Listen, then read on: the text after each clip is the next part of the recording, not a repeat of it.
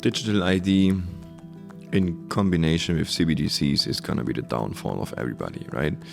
If you not know what I'm talking about, just think about a national CO2 crisis. Oh, sorry, your CO2 budget has been eliminated, or you want to go to holiday and because of the crisis you just can't go because you already had one flight this year, right? For me, I want to get as far away as possible from that, and I think the continent of Latin America, being 2-3 decades behind, is gonna be the place where I'm gonna be without all that.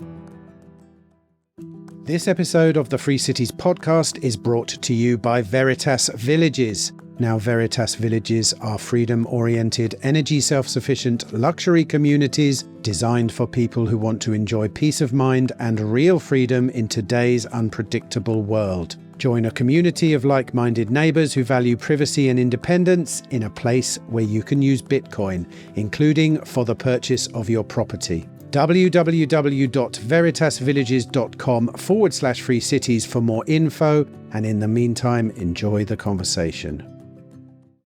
It's a very left-wing world, the media world, as you probably know. And I'm not a lefty; I'm a middly.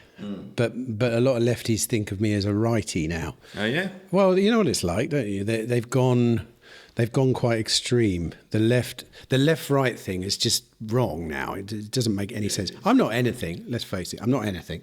I've got a few ideas on a few things, and that's the long and short of it. You know, I don't really. Did you hear that we had an enemy yesterday? You did. No, I not. On the conference, it was a German SWR reporter. What's SWR? The biggest public channel, SWR. What, like a newspaper or? Yeah, but a lefty guy, and he was asking bullshit questions to Andreas Tank, you know, the Pink Panther. And what? Is anything come out in the newspaper today or anything? Not yet, but Andreas told me his first question was, "How many billionaires are here on the event?" And I said, well, listen, dude,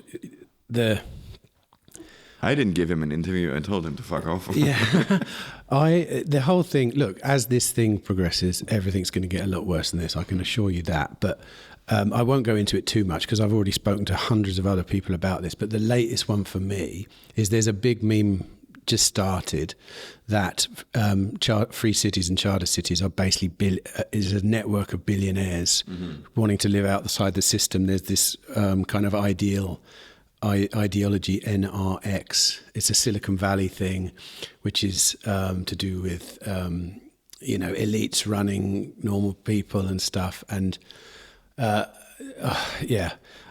asked. I talked to Massimo about it. He is pretty much an oligarch. He had his view. I spoke to Prospera all about it, and because they wrote about Prospera, and what they said about Prospera was just such bullshit. It was all like, it was half of it was all the left-wing talking points from the opposition and the other half was just made up. Because I said to him, like, he said that, you know, Peter Thiel was an angel investor in it. It's like, nope. He said, we're trying to get hold of Thiel. We've never been able to get in touch with him. You know, things like that. You know, it's like, yeah, that's what the people on the ground working there say. Saying, I'd love it if Peter Thiel was on the phone. You know, I'd love to get some money off him. But there, you know, like this was a ginormous article, like pages and pages long about the conspiracy. And then you realise when you get into that conspiracy frame of mind, everything can be a conspiracy. Like I could say, wonder why Tim was late. You know, what's that mean? Well, he was meeting with somebody before or not the even that. It's like, but because now I might not get my other interview, but you know, what's he trying to do here? And it's like, if you get into that frame of mind, everything can be a conspiracy, and it's just completely annoying, basically. But I've got another one for you then, because I was looking through the live stream yesterday. You had a comment on your video. I think we got some trolls basically who are just slagging off every single thing we do. It said about your presentation, nice little development for Maduro to nationalise once it's built. There you go. Come on. That's a comment I get a lot. What's your answer to that then? I don't know anything about what's going on there. I know who Maduro is, but what do you think about things like that? No, basically it's deriving from from what happened like before Maduro, even, you know, when the old president Chavez was doing the nationalizing of a lot of stuff. But I always respond to it, man, listen, the things which got nationalized were like big industries, you know, like the energy industry and big companies. They don't give a shit about your personal house somewhere on the beach, you know. That's not something to nationalize. And anyway, they realized they did an error because they took a 180-degree turnaround and made Margarita a special economic zone to attract investors. Imagine if the word would go around that even one thing is being like nationalized and all the billions coming in at the moment, that would retract instantly, right? It would be a stupid move anyway. And it's not just that they can come and say, okay, I'm going to nationalize it now. There's still, you know, like judges and everything. Of course, you could counter-argue with, yeah, but they're all bought and they're all from the same party. But it's not that easy as you think, yeah, okay, let's take it away and good. No, that's not how it works. And what's the difference between Margarita and the main and Venezuela? Is there a bit of a disconnect there? Of course. Yeah. Margarita is like the German island Rügen, you know, where you have your mainland and then you have an island. And the island is running under a different operation, basically. It's special economic zone. It always has been the window to Venezuela for all the foreigners. You know, they come to Margarita, they do holidays, they fall in love with Venezuela, they buy a house in Margarita, and then they go to the mainland, you know. But it feels like that, does it? Mm-hmm. Directives come in from central office, but there are outposts that kind of have a lot more. It's more chill, you know. It's like everything is more easy, you know, and of course you hear what's the talk in Caracas and everything. All the movement is happening in Caracas. The big business is happening in Caracas. If you are on the top 1%, you're probably gonna have as well an apartment in Caracas and being there a lot. I'm traveling quite a lot to Caracas también as well, but live and have a nice life. That's Margarita. Right, let's talk about CryptoCity. Still my least favourite name of a free city ever. As you told me last year you would have called it Bitcoin City. Well, I wouldn't. If you really wanted to connect it to all that stuff, sure. But as you know, for Bitcoiners like myself, the word crypto is literally toxic. Yes, yes, I know. But I don't know. The other thing is, I think it does label. I know that it's kind of arisen out of the world of cryptocurrency and Bitcoin and everything, but I think the word's just too toxic. But you know, it's none of my business. You know, you're.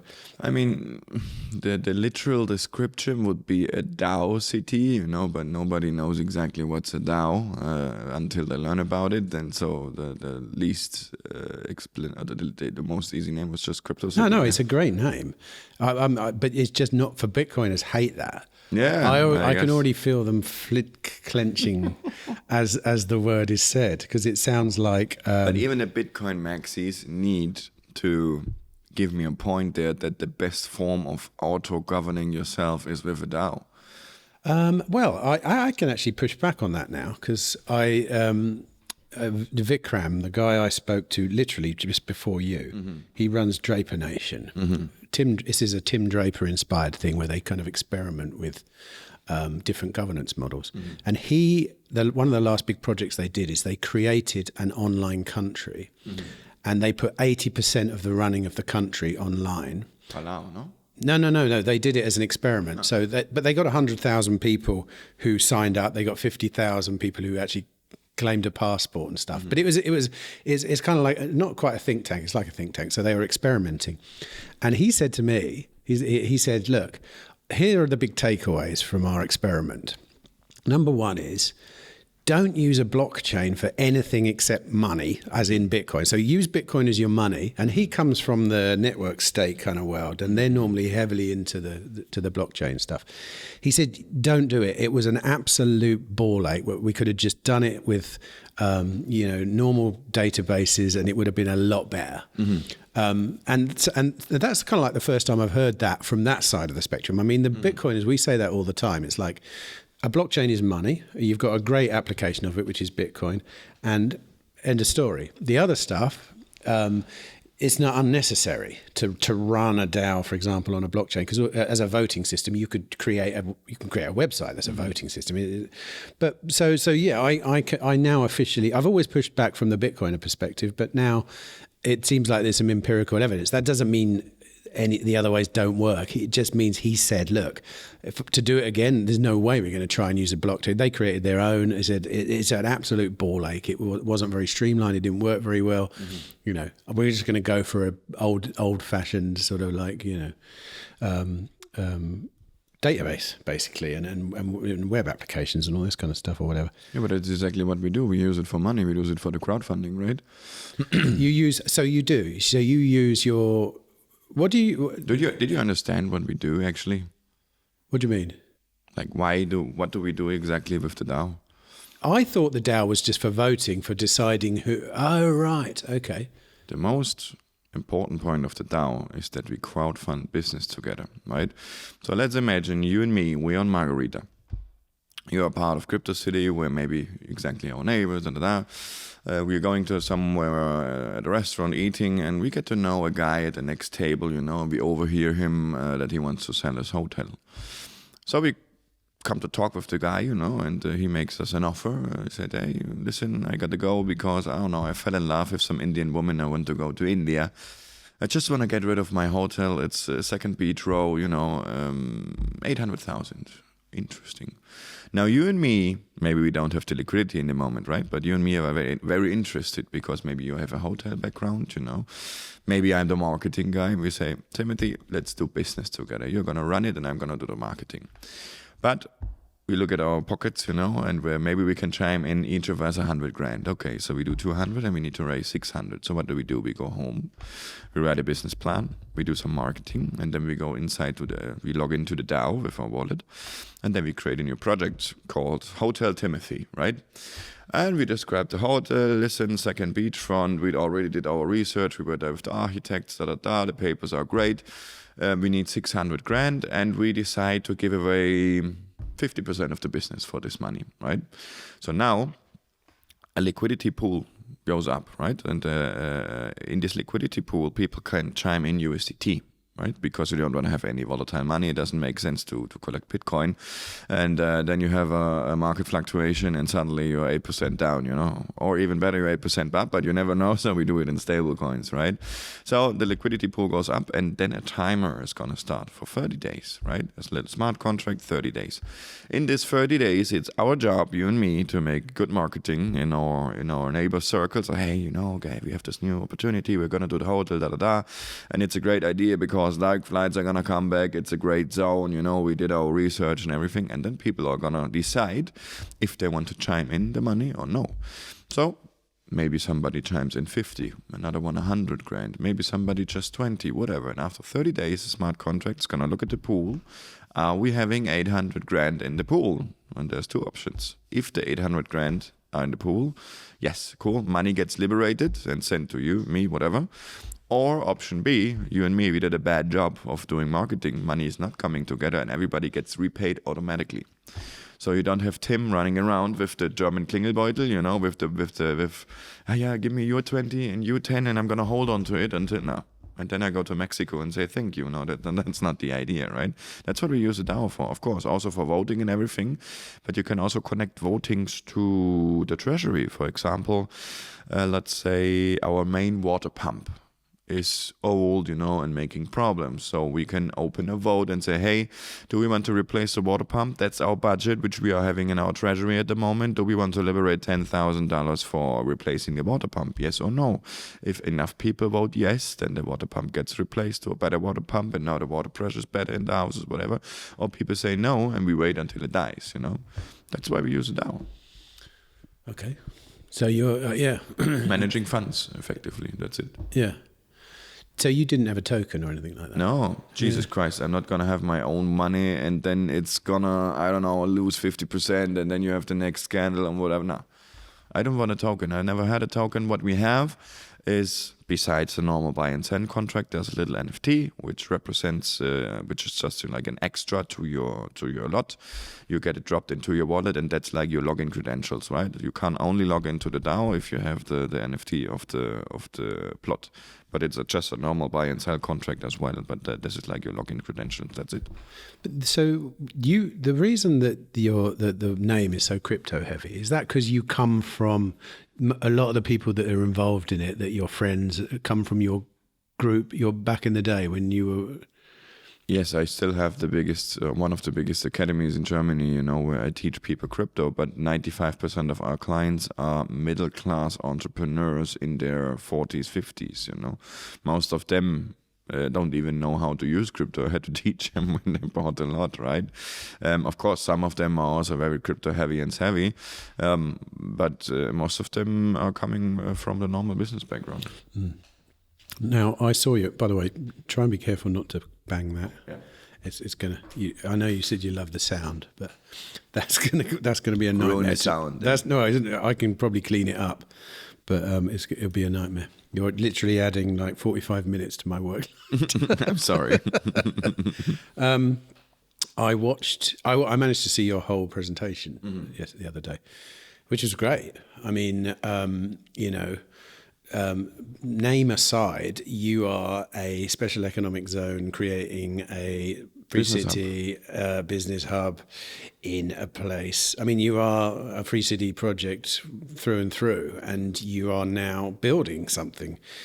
I've seen you, 1.1 million tons of earth moved. I mean, fuck, it's happening, man. Yeah. It's happening, literally. Give us a quick lowdown for everyone that's listening, the stage you're at now. So what we did the last 18 months is we prepared the ground, I had this great idea which turned out not to be so great because it was a lot of work, but now we did it, so we are pretty happy with it. I said when we bought the plot, wouldn't it be awesome if everybody could kind of have like an ocean view, because you're not emigrating from Germany to look at your neighbor's house, right? And we talked a lot with our architects and all the engineers, and I said, wouldn't it be, because I was in Monaco back at that time, right? And Monaco is like a huge, like this mountain. Yeah, that's a great word, exactly. And I said, can't we like recreate this for here? And then they looked at me like, how the fuck do you want to recreate that? And I said, oh no, doing like artificial stages, like terraces and like a big stair, Then they looked at me, Then they looked at me like, that's gonna be a lot of work, like a lot. I said, yeah, I don't know, let's do it, How much is that gonna cost us?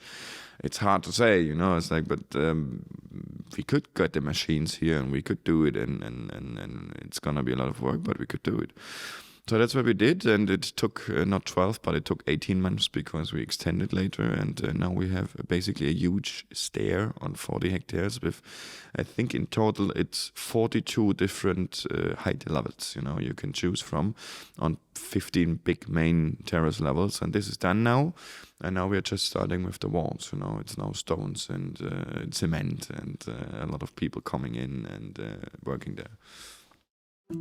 I'd like to take a couple of minutes just to tell you about what I think is one of the most interesting real-world freedom projects that we've come across recently. If you've been listening to this podcast for a while, you'll know that I'm always looking for things that actually exist, not the concepts, not the renderings, but real projects where people are already building the future. And this brings me to the Reef Resort, developed by the seasteading company ArkPad, founded, of course, by Mitchell Suchner, who many of you will remember was the winner of the Innovation Award at the 2025 Free Cities Conference. The Reef Resort, as far as we're aware, is the world's first operational seasteading resort. It's located just off the coast of Samal Island in the Philippines, where ArkPad currently operates 14 floating units available through Airbnb and other platforms, a project that has already hosted thousands of guests in both their accommodation and floating restaurant. Now, here's the development that will be especially interesting to listeners of this podcast. ArkPad ArkPad is planning a second Reef resort, this time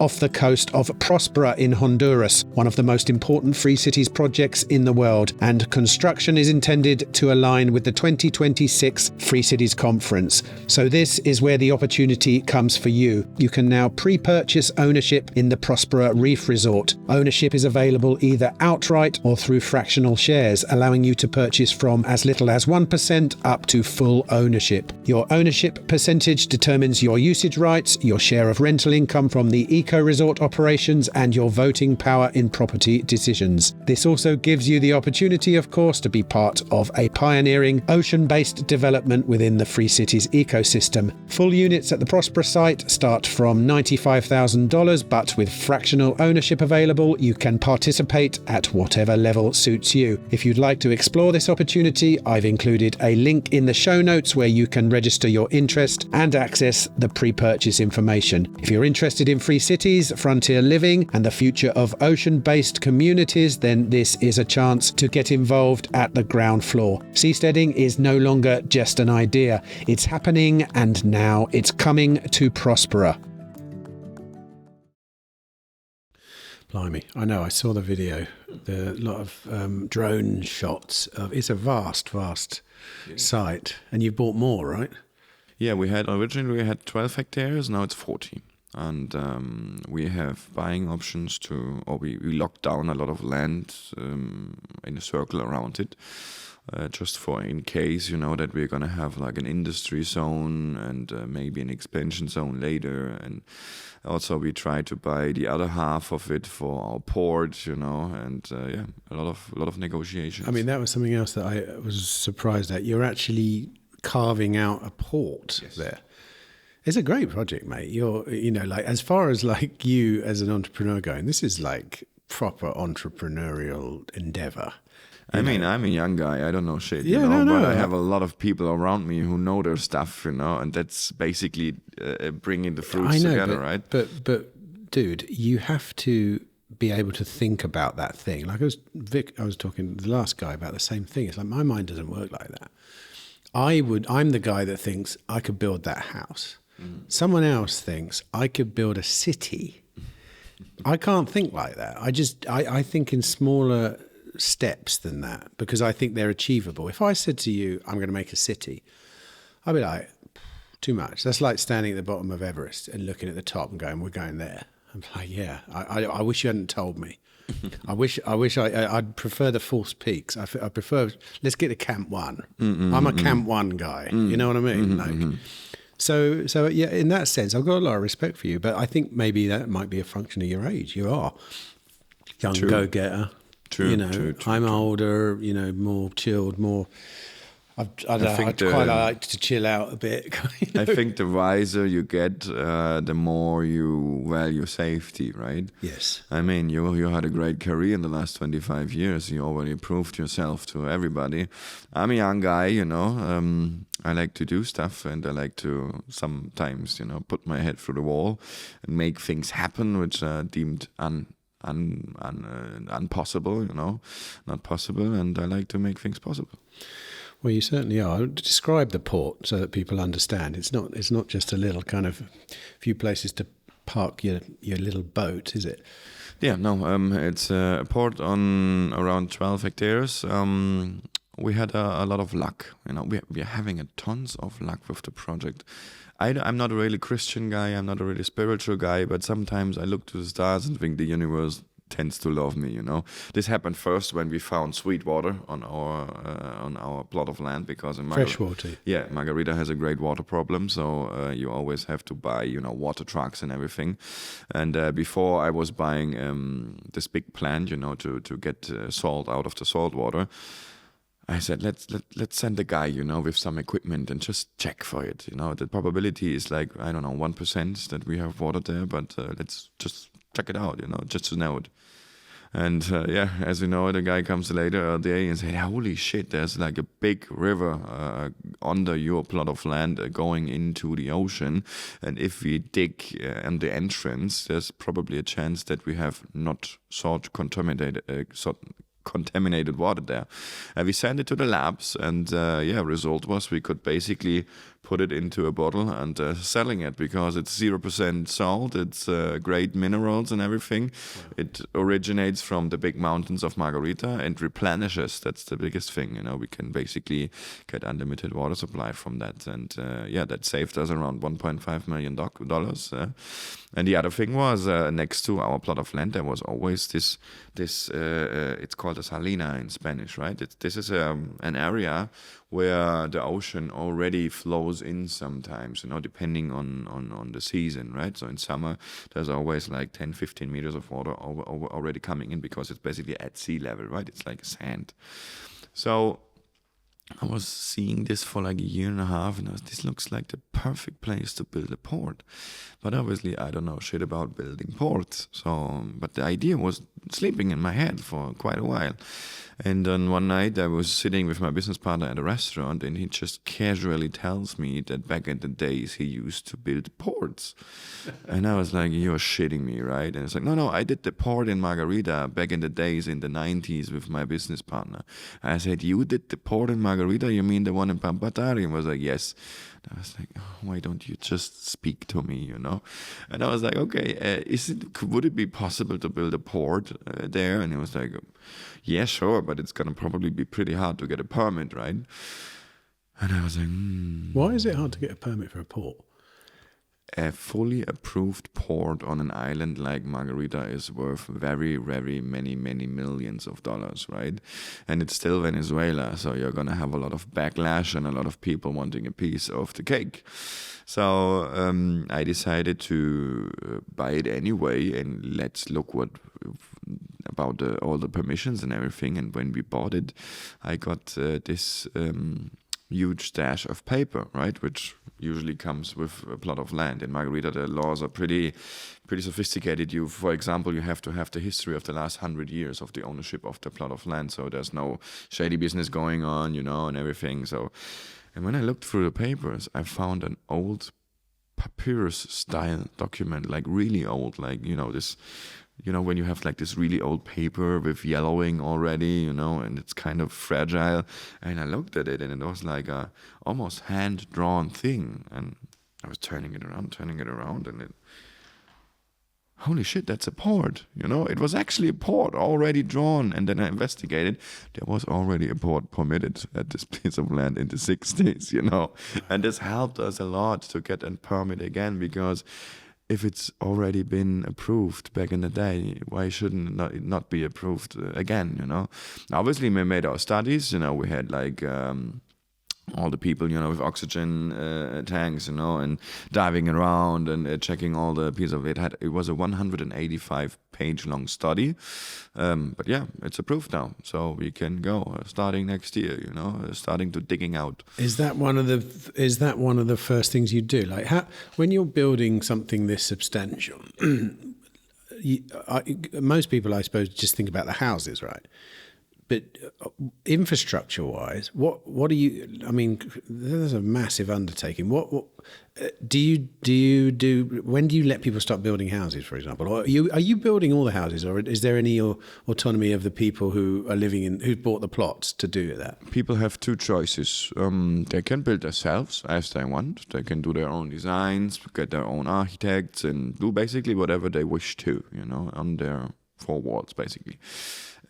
But we are trying to come up with house models which fit everybody's needs, right? We have 6, 7 in the moment, and we are kind of creating them with the feedback of the community. So, the typical German house has like, 2 or 3 parking spaces, a double garage, 2 levels, and maybe a terrace on the roof. So that's exactly what we're trying to do, coming up with the house models and going back and forth with all the buyers of the plots, with the idea that we can build, 30 times the model Villa Margarita, for example, or 20 times the Villa Uvarito, or 15 times the Villa Almendron, where we can order materials, right, way cheaper. It's basic economics. If I order 30 windows, I'm going to pay more than if I order 30,000 windows or 3,000 windows. And we just try to get the prices down. But everybody has free choices, right? And then talking about the port, the first step is going to be dig down for 4 meters 50 on a 12 hectares plot of land. This is going to be, I don't know, 10, 12 big jumbo excavators, just digging for 6 months. That's about all. Do you have to block it off, Yes. dig it, and then fill it back up again? No, basically you leave a strip of land intact, and you start digging. And once you're done with all the walls, we have to create 6,000 cement stars. They're like this size, and you have like your model, out of plastics or wood, and then you create the stars on site. We can maybe create 40, 50 a day, with 2,000 kilograms of cement. And then you just build your wall with that, and once you're all done with the walls and the structures, you basically destroy the last strip of land still intact, and then that's going to be a fun day, isn't it? Yeah, we're going to You should grab get it some with the drone. surfers in there. It's a bit like you might create a wave. You never know. I think it would be pretty dangerous because I think once you have the first, I don't know, breach of like 10 centimeters, the ocean's going to come in and carve, and it's going to be like... Yeah, but like when you have a river coming into a beach that gets cut off to a lake. Exactly. If when it's flowing, if it's flowing a bit later on, not straight away, it's going to be an absolute. When it's flowing, you could have a great wave there just for probably about 25 minutes. I don't know, or maybe even longer. I don't know. But no, maybe we should do a publicity stunt with a surfer from Red Bull or something. Yeah, there you go. What stage is that at then? The thought process, and actually when you're starting, and when do you think it will be finished? That port side of it. That's an interesting question because, the planning is all done, more or less. We know where we get the how's it called in English, the things where you walk onto to your boat. It's a floating muelle in Spanish, but you know what I mean. Yeah, I know. God, what are they called? I can't even remember, dude. I'm talking too whatever much. you're walking on. The thing that you park your boat at that's floating on the surface. Yeah. Quay. The quay. Quay. Oh, that doesn't necessarily mean it's not necessarily a floating one. I keep thinking veranda. It's not. There is a word for it. We already talked to the manufacturers. We know how we get it. We know how to construct it. The permits is done. We are looking for investors right now, right? Because the whole thing is gonna cost close to $10 million, and we could do it two ways. Normally what we do is we go as we sell our plots, right? And we do it bit by bit. But the thing is, as we have the seasons where the ocean's coming in and retracting after that, we only have a small time window of 6 months where we have to basically do all the digging and the cement stars and everything. So we should have at least like 25% of the sum saved up to give it a go. So I don't know if we start next year already. Maybe some miracle happens and some of your beautiful viewers is a hidden billionaire and wants to invest and calls me up. Great, then we start next year. If not, we are probably going to start the year after that with the port. So there's no... So if you're someone who's got a plot, when can you start building? Oh, the houses is another... You can basically start the houses already, right? Because all the earth is done. What we do now is doing the walls. So, our beautiful compacted stair kind of arrangement is not destroying itself when it rains, right? But after that, we are going to do all the asphalting and cementing, and then people can start. It's going to be next year summer. Are you imagining people are just going to stream in and start straight away? I don't know what the process is, but you've got all these people that have bought plots and the option to build.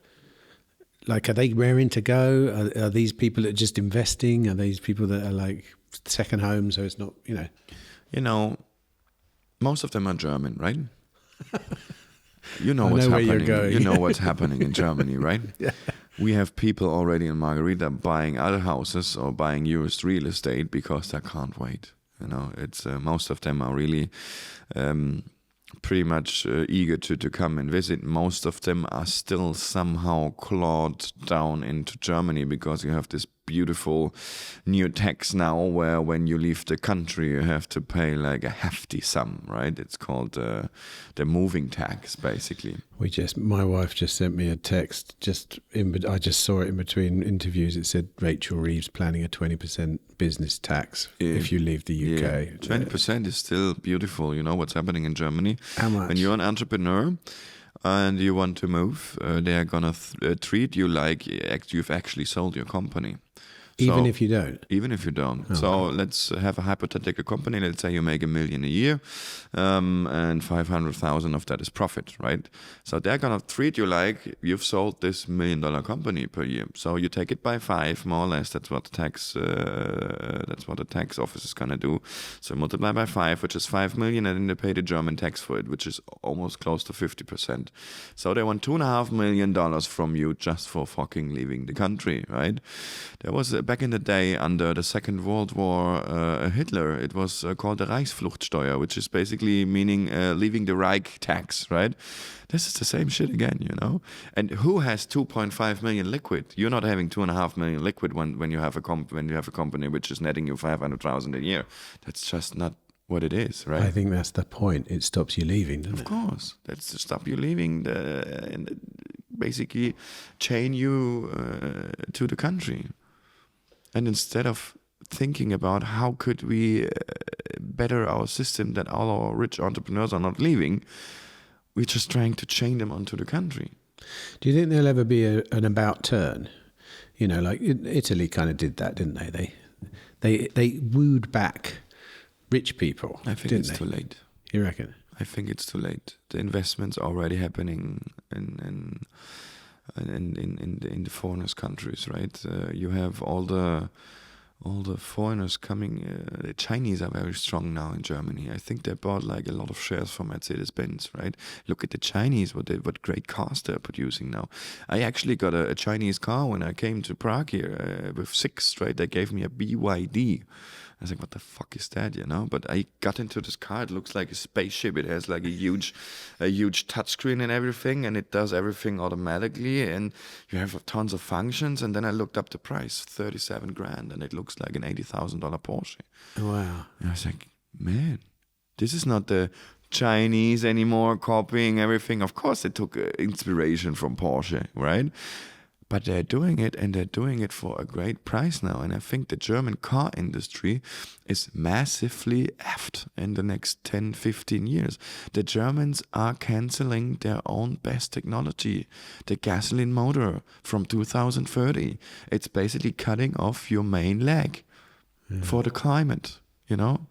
Jesus. Is that where a lot of this is coming from? Climate goals and it's all the CO2, you know, the 0.04% in the air, and 2% of it is humanity's fault, and from the 2%, 1 point something percent is Germany's fault, you know.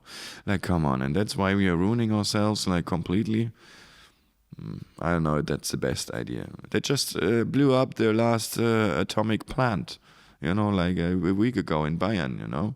And now we're buying the electricity from France for like triple the price. And imagine how they are producing it. Exactly, it's coming straight from nuclear again. What was going on now? Do you think is this just low? Is this a conspiracy, or is this just people doing badly at their job? Like, why is this happening? Because it seems like it's quite obvious that governments are broke and they're rinsing people slowly because they don't make any money. They can only borrow or steal, basically. And as a result, slowly but surely, everyone is getting affected. The richer people are making a move first because that's how they operate anyway. But in the end, it's everyone, and everyone's fucked. But you can see it happening in slow motion. So I don't believe other people can't. I don't believe someone in the German parliament is sitting there going, you know, we've got this. Things are going pretty good. You would be surprised how many sit there and think they got it. Really? The leftists? Yeah, but do they? Like, all right, maybe they look at, they're really into climate goals and they're like, yeah, we're doing really well. But they still have to go home and buy some groceries. and they still have to look at their energy bill. Do you care when you're into parliament and you're getting like, I don't know, 10, 15, 20 grand a month? That's a good point, actually. Their jobs are safe and they get paid quite well, don't they? I mean, I had this discussion with a German in Venezuela like half a year ago, like an old pensionist, one of those which drink a lot of beer all day and don't do shit. And he was crying about that the crate of beer got $1 more expensive. And I said, what the fuck? Who cares? And he said, yeah, Tim, but you're rich. I said, I'm not rich. I said, yeah, but you don't give a shit about what things cost, in your everyday life. It's actually true. I don't look at the price of a bottle of water, but not because I'm super rich, just because I'm out of the very tight budget I was used to when I was like 18, 19, 20, right? It's true. I think a parliament guy who makes 10, 15, 20 grand a month, who does he care if his straw of bananas is 30 cents more now or less?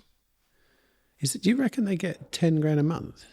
I think it's 10 or 11 or 12 120 something. grand a year to be a European Parliament. And I think once you've done your job for like 2, 3, 4 years, I'm not sure, but you get like this several thousand euros a month pension until you die. Wow. Yeah, this is all wrong, isn't it? Of course it's all wrong. Go back to CryptoCity then. Yeah, but it's a great point, because that's exactly why people are leaving, right? It's a mixture out of immigration, which just makes your city more dangerous. And whoever writes a comment now that this is something, you can't Jesus fuck, the German Chancellor Friedrich Merz, he had 2-3 weeks ago in a conference, he said that the city's image is changing. Like just a neutral fact, and half of Germany is protesting now. Like, how could he say that? That's a Nazi and whatever. He just said that the city's image is changing. It's a neutral, factual statement, And now how are the Germans still so brainwashed? Like, you can't do that. Look at the city, man. Look at the junkies. Look at all the knife attacks happening, the violations, the 11 million Muslims now in the country wanting Sharia law. Obviously, it's not everybody, but there's people protesting in Germany with those Arabian sword flags that they want the Sharia, and people are supporting it. And I never understand it. The most support they get from the blue-haired feminists, right? But in their world, the blue-haired feminists are nothing. It's not even women's rights. So why do you support it? I don't get it, and the whole country is falling apart and nobody gives a shit about it. I don't get it. So why is it happening though? Where is that? It's either that it's not as bad as it's made out, or there is this cognitive dissonance that is so off the scale. But it is hard to understand, because how do you become that? It's ideological possession, right? Is that it? Like your ideology is immigration's good, so you stop there. So that means everything. So you feel sorry for someone, rightly so, who needs to flee their country to come in to find a better life. But then you don't distinguish between people that do that legitimately and people that do that illegitimately. Exactly. Immigration is good, actually. We need people which are skilled and having money and want to work. That's exactly why the Venezuelan government loves our project, because I'm bringing immigration, skilled forces, and they are even rich, so even better, right? But in Germany, we're not doing the immigration with the skilled rich talent. We just open the doors and, hey, everybody come in, no checks, nothing, since 2015, basically. I don't get it. Do you go back there much? Do you go back there much, Germany? Just for the events. When I'm coming to Germany, when I was landing in Prague, I was landing in Germany first in Düsseldorf, and I'm never happy landing there, because this time the first thing I saw when I landed in Düsseldorf at the big screen, where you wait for your luggage. VW has a very big crisis, 25 billion euro loss, 15,000 jobs cancelled, and I was like, oh shit, I'm back in Germany, and and then you had the people with all the long faces and everything, and wait 1 minute for my package now, I hate my life. And I told her, hey, in Venezuela we're happy if our package arrives, just on chill. Have a little chill. But what about the kind of stuff, like the other stuff you were talking about, the general state of a place? Do you genuinely notice that? Yeah. Every year I'm coming back, I see it worse. Like actually, like the potholes are growing, the filth and the trash is growing, the junkies are growing, I hear every kind of language, but except my own, I was very surprised of Prague. Again, it's clean, it's organized, it's safe. We had a little trip with our conference attendees. We were out until 3, 4 a.m. This was feeling like Germany 20 years ago. We were at bars, 4 a.m. Nobody was stirring up trouble. Everybody was happy. It was a karaoke bar.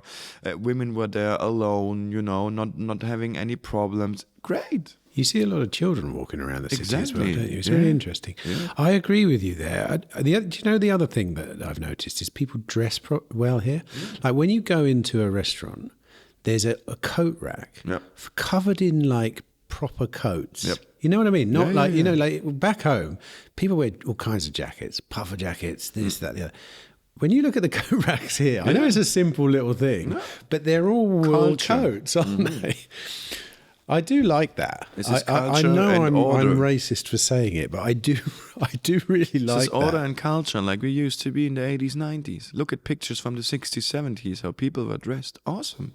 I know, but that's not even, like if I think back to the UK, that's just badly dressed people. That's nothing to do with immigration or this, that, the other. Yeah, but it's a loss of culture. They're not caring anymore. But why is that? Because why did they lose their culture? I don't know. It's just a mix-up. I think in your generation, when you did something at home which was not quite cool with mom and dad, you got a lot of backlash, right? And now today in the day, you have like this laissez-faire parents, like, oh, Maximilian Justus, that's not a good thing you're doing. We should talk about it 2 hours, When I was doing something stupid when I was 4 years old, I got a fucking slap, like, I stole something once in my life. When I was 5 years old, I stole a little ice cream spoon. And I got the clap of my life, and she made me go back to the ice cream man and say sorry, and it's never gonna happening again. And after that, I never stole something in my life again, Talking of that dressing up thing, I have an interesting kind of observation about that. I won't say who it is, but if they're listening to this, they might know. And I don't mean it in any ill way, but it was interesting. Someone involved in the sort of Free Cities movement kind of mentioned that we have a dress code at the conference, and they were a bit scathing of the dress code. They said, look, when I visit politicians and that, I wear a hoodie and I've done deals at very high levels, and okay, I agree. So what in that sense? But also, so what? It's like it's like if someone had a wedding and they said it's dress code is this. Yeah. Would you just turn up in a hoodie? It's like, but it's an interesting thing, isn't it? It's an interesting way to think about it. I shouldn't need to dress up. That attitude I find weird because that is something else. That is you agree. Yeah. This is how I am. Why wouldn't you want to dress up? Yes, because you look good, you look sharp, you look. But not even that. The issue here is why should I dress up? And the answer is because someone asked you. Yeah. Basically, like I say, I use the example of a wedding. I would, if you came to my wedding, I'd say smart dress. I might even say black tie. I had my 18th birthday back in the day was a black tie. It was beautiful. But if you turned up in a hoodie, it would be a bit disrespectful. Disrespectful, and I would feel weird because everybody else is having a suit and I'm coming in. I was feeling weird because I forgot my tie. And when I was at the panel discussion, everybody had a tie, and I was like, shit. I didn't wear a tie. I bought a tie, but when I put it on, I realised it's so uncomfortable, and I just pop in and out. So I feel like I can get a bit of a get out of jail free card because I'm like short sleeves and But no, and you notice that walking around, even coming home. I was coming home at sort of 10:30 the other night. Some kids walking with their mum and dad. Even the kids had nice coats on. Yeah, like I'm surprised. And they were friendly kids. I don't see any of the usual and doing. Oh. I wonder. So why do you think that is? Is it something? Is the world going to catch up with Prague, or do you think it's? I have no idea about Prague's government. I don't know if they're leftist, rightist, or middle, but I would guess that they are probably more on the national side, right? Of being proud of your country, the exact thing they got rid of in Germany, right? Because when I was in school, they told me I can't show my flag, I can't be happy about being a German, that's all Nazi stuff, you know. And when I came to Venezuela, I was so confused. You know, everybody has a Venezuelan flag at home. Everybody loves the national dish. They sing the national hymn in the radio at 8 a.m. There's the Venezuelan hymn coming on, you know, like the na na na na na na, but the Venezuelan one, right? And I was like, why are those people all showing their flags, you know? But after a while, I get it, you know, like they are proud to be a Venezuelan, and there's nothing wrong with it. And for me, this was wrong. Being proud of your country is wrong, because that's what they told me the last 27 years. But are you proud of your country? That's a good Not now. Not now. When I was a kid, I would have been proud, but in the moment, I'm not proud anymore. Because what do Germans have? They don't have any resources like the Venezuelans do, right? They have gold and oil and everything. What the German always had was culture and was ingenuity, and they were good engineers, right? And building stuff. And that was basically the thing which made us what we did, you know, Mercedes-Benz and Porsche and doing all the technology. And the name Made in Germany still in the Latin American countries somehow counts for something. But we're losing that in the moment, right? Made in Germany is not made in Germany anymore. Germany now is bureaucracy and expensive products and new features in Mercedes cars nobody wants, and it's losing. You know, I'm not happy with it in the moment. So when you think back to CryptoCity then, and you're going to what percentage do you think you'll have? It will be Germans there, large. I think 80%, maybe 80. Mm-hmm. So do you think they're German?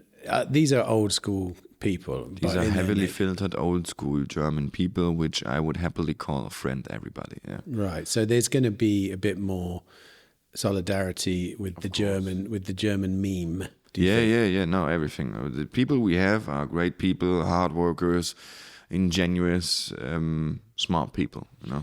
How's the whole voting system going?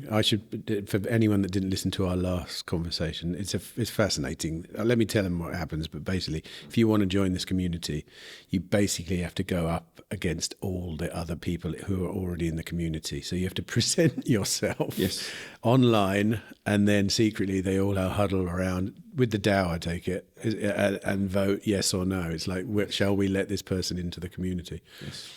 I mean, I just think that is it's a hard thing. Yeah, but especially with a large place like that, because most people would say we just want as many people to come here as possible because we've got to fill all these houses, you know.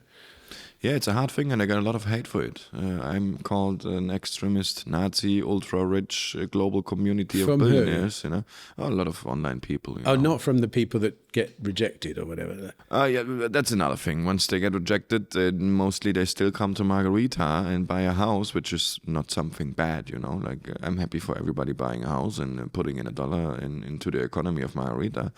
But those are the same ones starting to hating then now. You know, it's all bullshit, and it's not advancing and blah, and fuck you, you're here because of me. You're here because you saw my German TV documentary. You were here because you looked at the construction site, and you're just jealous now because you didn't get voted in. But in the end of the day, who am I gonna want to spend my time with in a world which gets crazier and crazier, which gets more globalist and more crazier by the day? I want to be back in my tribe. I want to have strong people which I can rely on, which I can do business with, which I know which have my back and I have theirs. That's exactly what I want to have. And if we are building this place right now, why would I fill it with people I don't know and I don't give a shit about? Everyone who's bought now is a guy or a woman or a man I've spent at least 2-3 weeks of my time with in Margarita, which I have seen on several events, which have been voted and vouched for by their neighbors and friends, which I know, hey, of course, it's going to be awesome. Maybe I have a slip up with 1 or 2 at 300 people, right? You can't know for sure that everybody's going to show their true not gonna show their true colors and then put on a fake thing in 10 years, you know, what do I know? But I think if the DNA of the community is formed right now, then the next generation and their kids maybe can preserve what we are doing right now. Maybe if we form this right now very hard and very, very selected, then I think it can be something which endures for a lot of time. It's I mean there's that theory played out in the States, if you think about it, that kind of frontier attitude. Founding fathers with the Constitution and everything. The way you described it last time, which was very funny and I think very cool, is... What did I say? You said that we're going to populate it with what you would call normal people from the 90s. Yeah, normal people from the 90s. I still use that phrase. Not people which went crazy. I had a guy asking me, I don't know if I told this already in the last episode or if this happened after our last episode. I had a guy calling me up and said, Tim, I'm interested in a lot. But before we continue our interview, I want to know if people are vaccinated there. I said, I don't know. I'm not. Are you? No, of course not. I said, why is it important to you?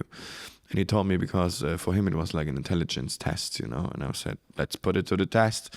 I wrote in the group, I called up some people, are you vaccinated? And the amount of backlash I got if I'm crazy and they would never do that and whatever was interesting. So I had a correlation of, you have a successful entrepreneur being frustrated with Germany who wants to emigrate and this not being vaccinated thing, I just found it really interesting. And no, I mean especially if you're talking about the COVID vaccination, it was a massive... No, we just talk about the COVID vaccination. Of course, they're vaccinated maybe for rabies back in the 90s. I don't know. Yeah, but that whole episode was a very, very interesting thing to behold. And I think if you are of a free mind, if you are the kind of person that does, appreciate liberty, and you did resist, you did bloody well. Yeah. I think you did really well, and I think you'll never go back now. No. Because I think you will notice all kinds of versions of that going forward. And if my experience is anything to go by, I wasn't bothered, but by luck, I went a certain way. I won't say which way because it's not important. But now I have gone a certain way. I've learned a lesson, but it could have gone either way because I wasn't really thinking about it. The only reason that I went the way I did in the end was because push came to shove, and I was like, hold a minute, something weird's going on here now. But in the beginning, it was just like whatever. It was when it was made into a thing, and so now I'm eagle-eyed to look for the next version of that. And I think that goes for, it doesn't really matter which way you went on the vax, for or against, as long as now you know. Do you feel regret or do you feel good? Either way, you've learned your lesson, because the next time it's going to be something else. It might not be a vax. It might be something. Digital ID and CBDCs. Yes, it will. It's 100%. Yeah. That's the next thing that's going to happen. But okay, let's talk about that then, because that's going to be a very, very, very difficult one to ignore. CBDC, I can see that happening.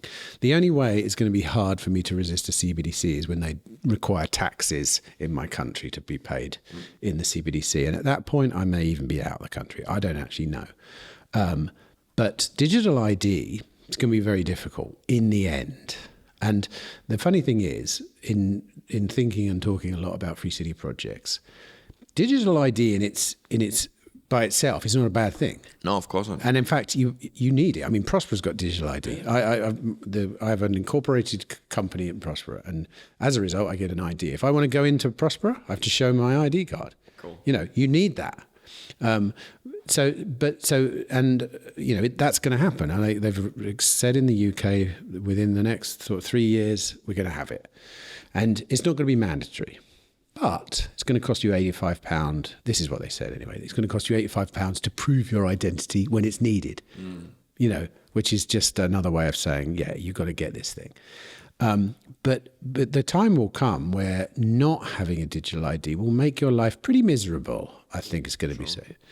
So I haven't worked out what the hell my strategy is going to be yet with this, because obviously I'm vehemently against the way the government is doing the digital ID thing. But I don't know what I'm going to do. I'll be honest with you, because it's going to affect travel. Yeah, but it's going to come all over the place, isn't it? I mean, like what happens when you can't enter the UK without a version of digital ID. Other countries are going to have to follow suit, aren't they? The Venezuelan government's going to have one because they're going to have to want to integrate with the digital system in Europe for people, tourists coming in and out in business and all this kind of stuff. And like I said earlier, I also don't. By its nature, digital ID is not a bad thing. ID is good, and if you build a place with a wall around it, you need an ID system. There's decentralized, versions of ID that aren't intrusive in existence, but they're pretty niche at the moment, and I don't imagine them suddenly appearing. Like in the next sort of like 20 years en masse. Most people are just going to fall into the digital ID thing.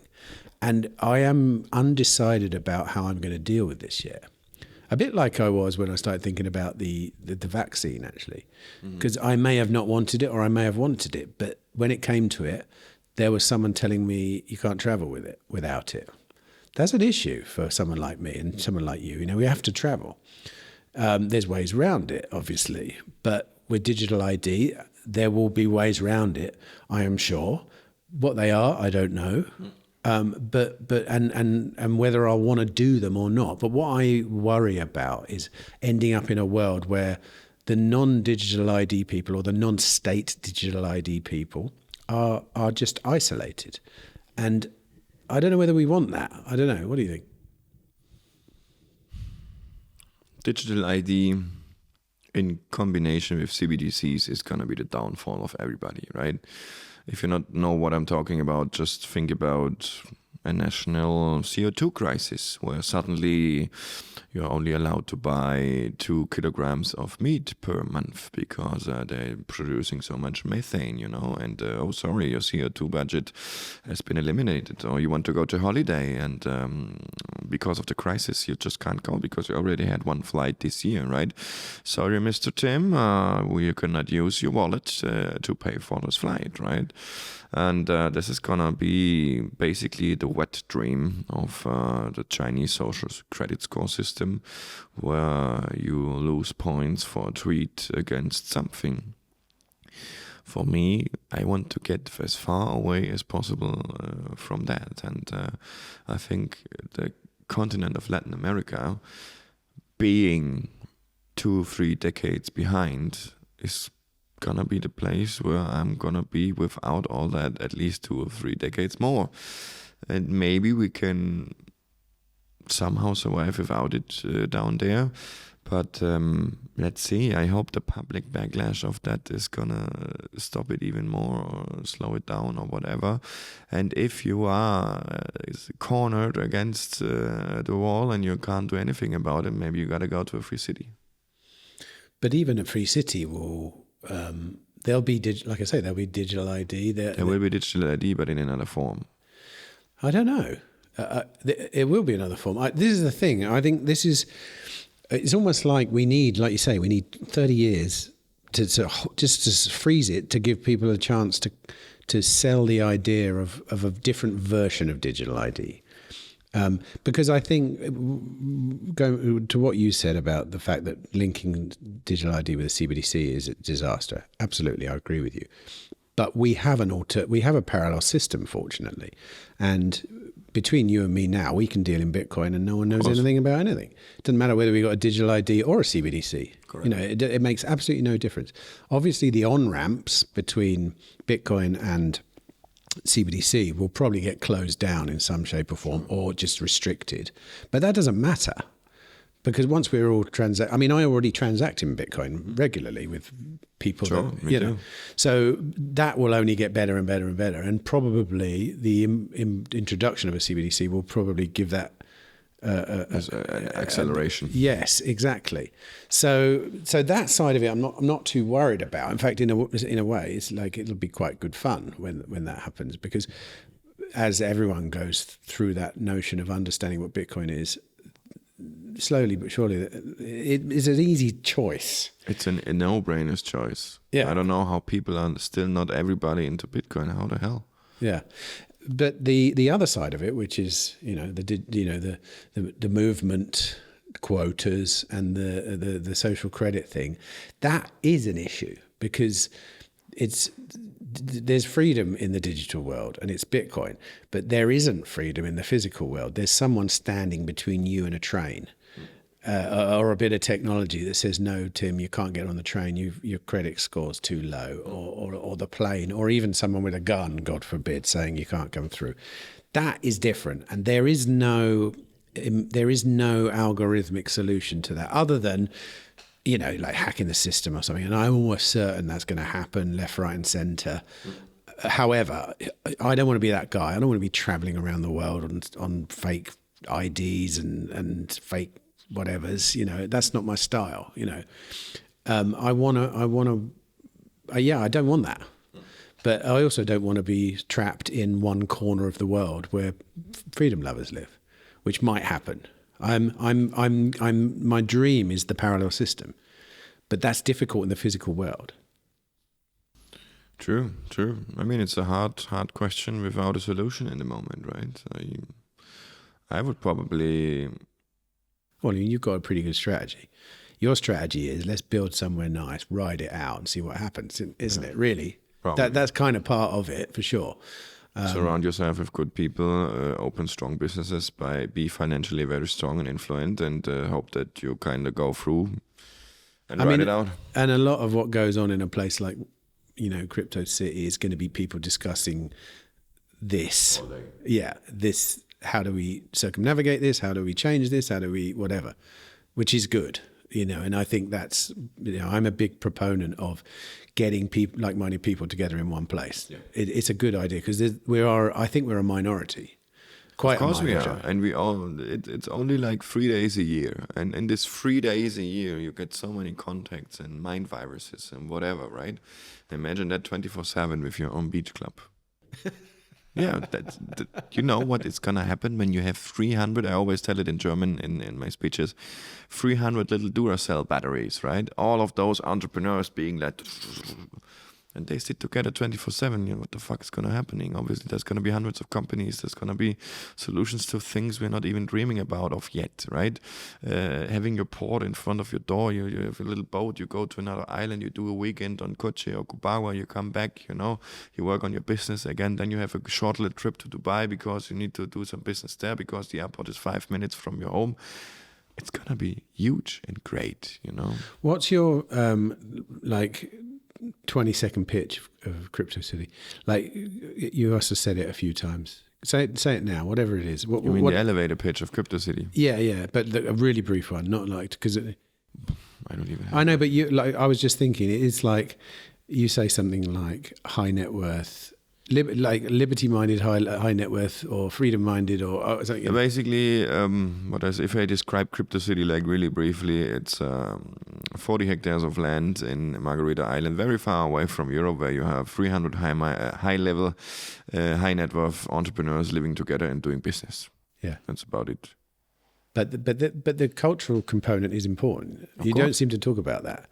But it's a massive. Not only is it important, I think, in the fact that that's what's going on, but you have a bloody vetting process specifically to vet people out who hand-selected. Yeah. Right. Okay. But you never seem to mention that. I don't know why that is. I always mention it. It's on the homepage. No, but like that pitch there, it was like high net worth individuals. Maybe it's because of my subconscious funnel structure. Subconscious funnel structure. I want to attract everybody, have them on the phone, Oh, right. And then, I have a lot of people. Yeah. What I learned is, I have 2 neighbors actually, who thought they were too small to be a part of CryptoCity. Both multi-millionaires, by the way. But only having one has like only 1.8 million and the other has only like 2. And he was like, I thought I'm too small. And I was like, no, you're not. I'm not giving any importance to your net worth. Of course, you should have $2.50 in your pockets, right? Because you're going to buy a plot, which is, I don't know, maybe $100,000 and a house for like $250. So you should bring $300,000-400,000. But then we have a little bit of money to invest together. But as long as you're on the same values and on the same wavelength, and you're a great guy, and you're not exactly poor, fine. That's all we need. We have people from $1 million up until 500 million. It's a mix to everything. And you're going to have a boundary, and you're going to have services inside that are kind of like a small city services and stuff. Yeah, of course. Restaurants and gardening and security service and, your air Medical. condition, medical. It's a little city. It's not a huge thing, 40 hectares is big, but it's not like a actual Frankfurt city or something. But the infrastructure of Margarita is really good. I mean, you have the huge malls, you have the clinics, you can do brain surgery in Margarita if you want. It's really crazy.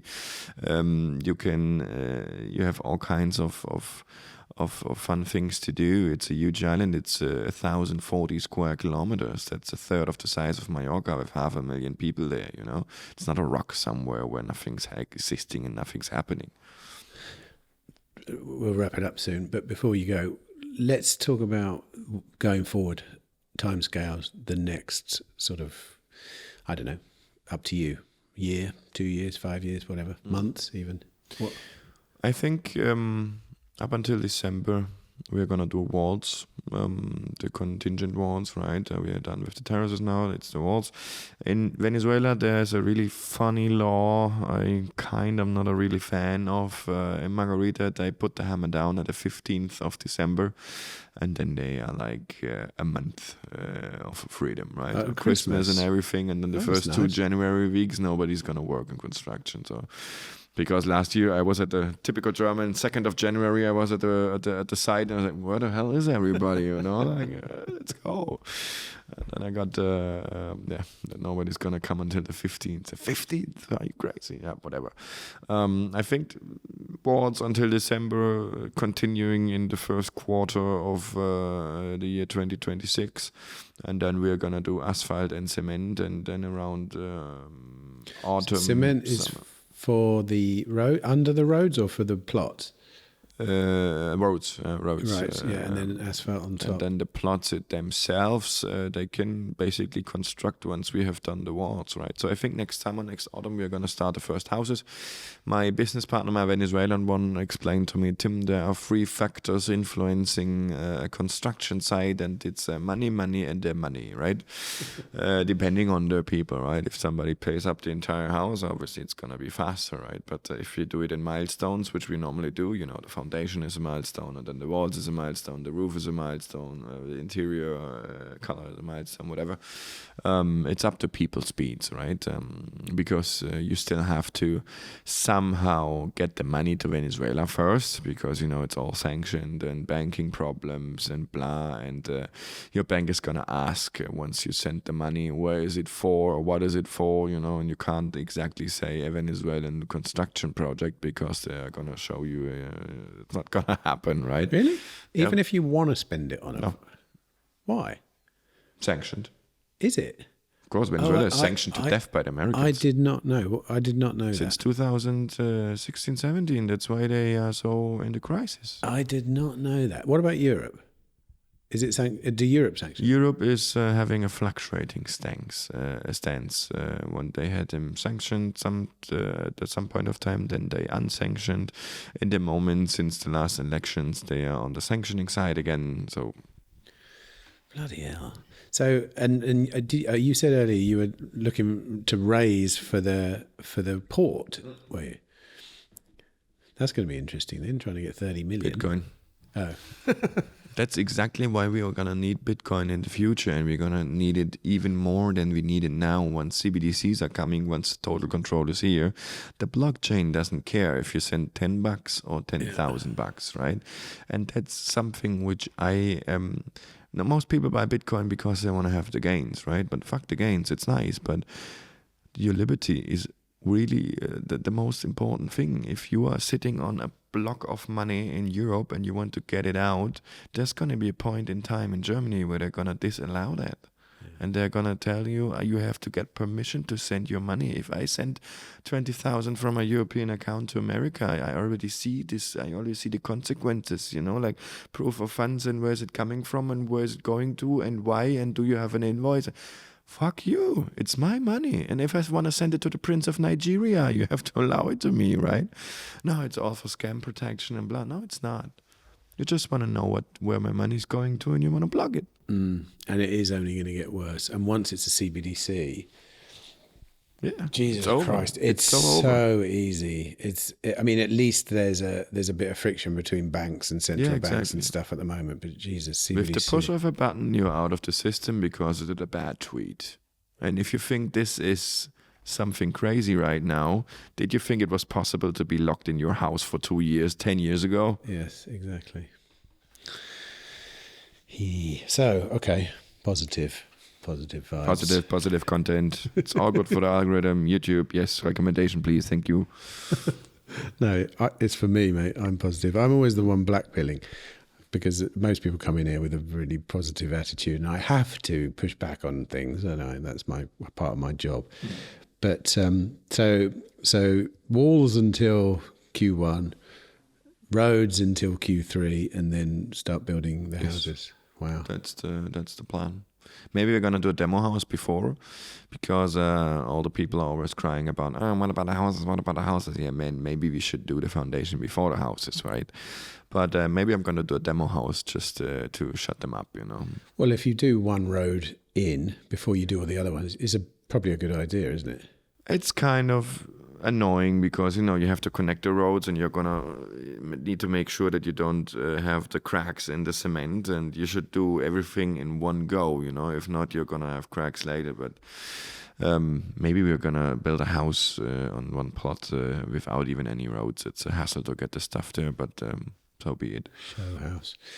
Well, fantastic, mate, and congrats on moving forward. Thank you. You know, it was a year ago, literally probably to the day that we spoke last, and what you said was happening then is happened. Yes. So, you know, you're following through, which is always a good sign. I'm slimmer now. I was really fat in our last interview. You were. That's probably the stress. Yes. You're going to get a lot thinner after this. I hope so. I mean, you imagine when you wait till you start building houses, mate. I've built a house myself, and I'm a really chilled out person, and I got irate with the builders. So now you times that by 300. I'm so happy that I have my business partner who's 50 years in construction, because I asked the same question to him once.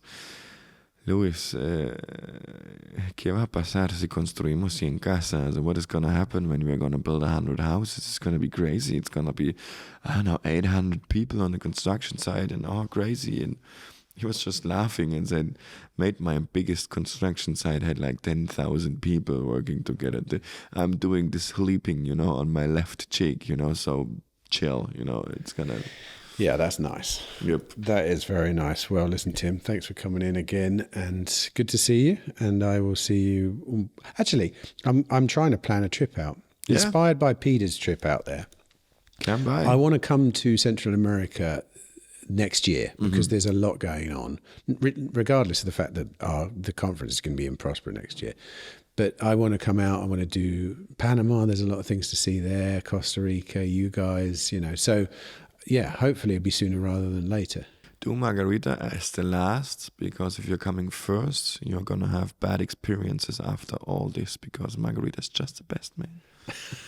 What's the flight situation in and out of Margarita again, in like Europe, connecting with Europe? There's a funny direct flight from Moscow, from the Russians, to Margarita. There's a Polish flight. But you can't fly from Moscow to...